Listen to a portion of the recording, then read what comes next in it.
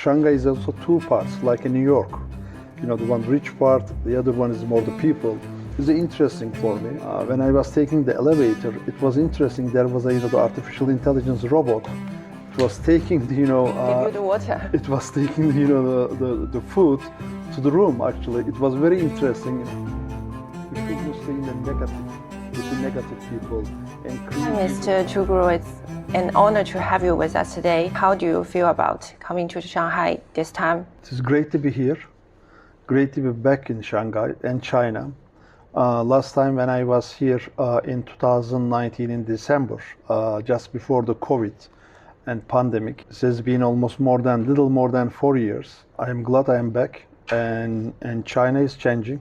So is the world. China is developing very fast and using the different strategy and different development model and modernization model in the world. It should be checked and studied and observed, and it should be example for the other countries as well, especially in Africa, especially in the Middle East, especially in Latin America, especially in Southeast Asia. Especially if you look at, we're living in Shanghai, very developed city, Shenzhen, the other one. These are important cities in the context of the urbanization, in the context of the modernization.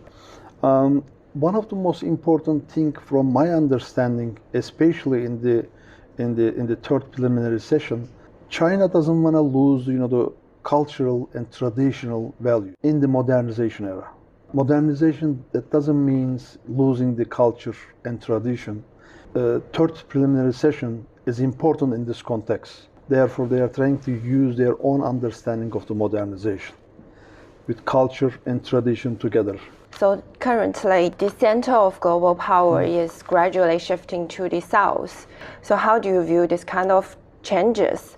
And what role do you think China plays to do the efforts in the growth of the global south? I mean, European countries or global north used to dominate the world. This is not the case anymore. Thanks to China for these changes.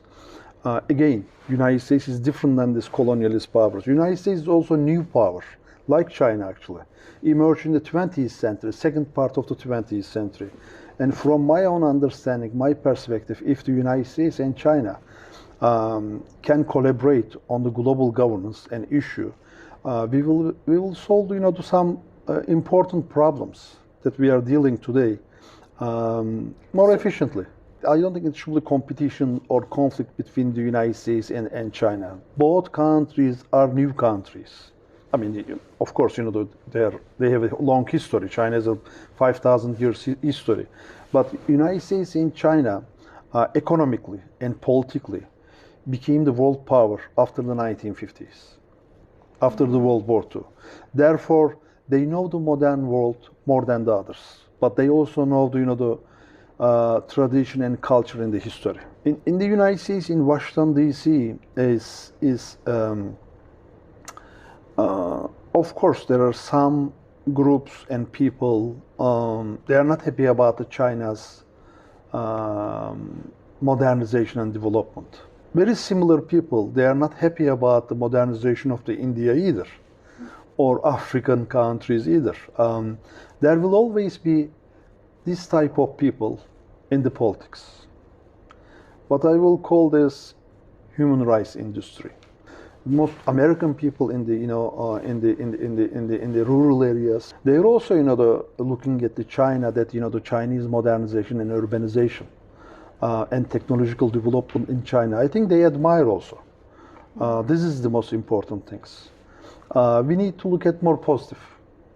We shouldn't stay in the negative environment with the negative people and creating the problem for the US-China relations.